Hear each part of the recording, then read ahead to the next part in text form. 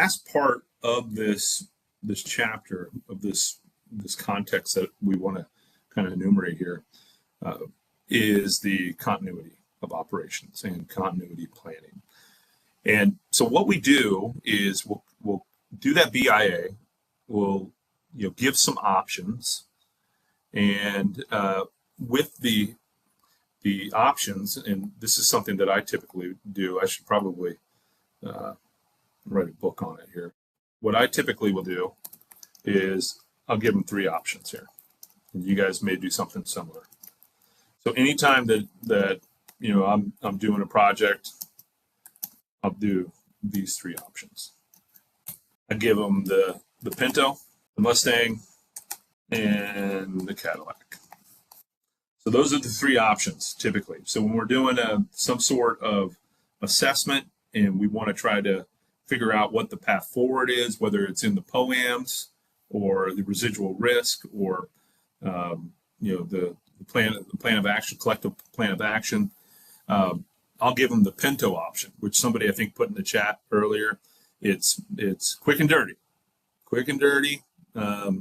It's like a Band-Aid usually, but super cheap and super fast. It probably isn't for a long term. So that's the Pinto. The Mustang is a good solution. It is affordable and would have some sustainment, but it doesn't have all the chrome and the wood paneling and the built-in TVs and PlayStation that the Cadillac would have. With that premier kind of uppity up scale in the class that those high-end those high-end cars have, like the Cadillac. So there'd be more options. And usually what the customers will do is whether it's building out a plan for continuity of operations or just anything in general, they'll say, yeah, give me the Mustang, but then give me 2 or 3 things off the Cadillac.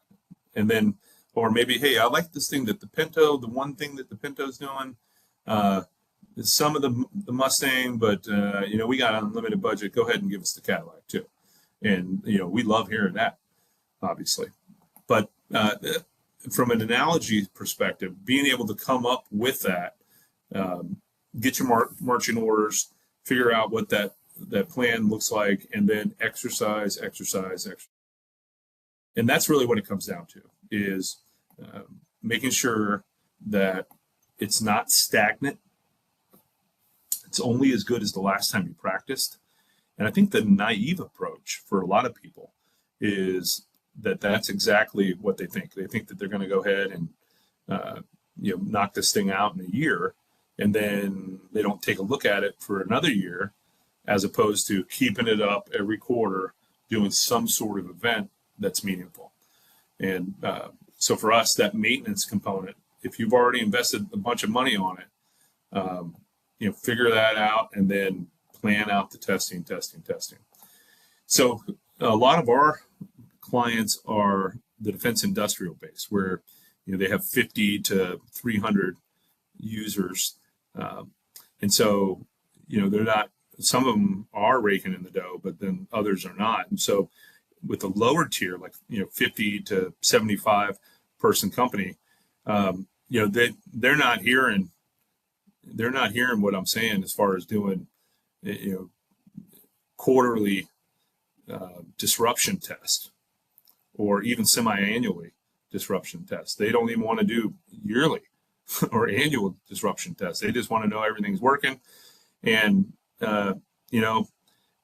has there been times in your career where vendors have said that something's working, and then when an event happens, it has not worked?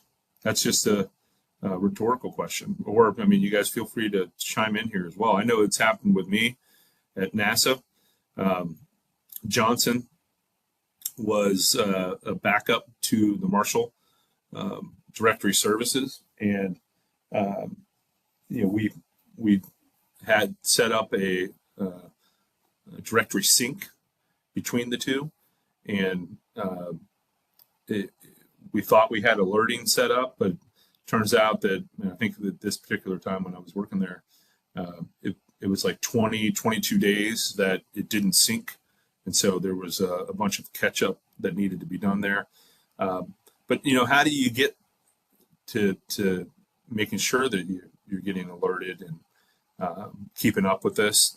Well, you got to usually dedicate one person, and then that person goes out and reaches out to each individual business unit within your organization to make sure that they're accountable.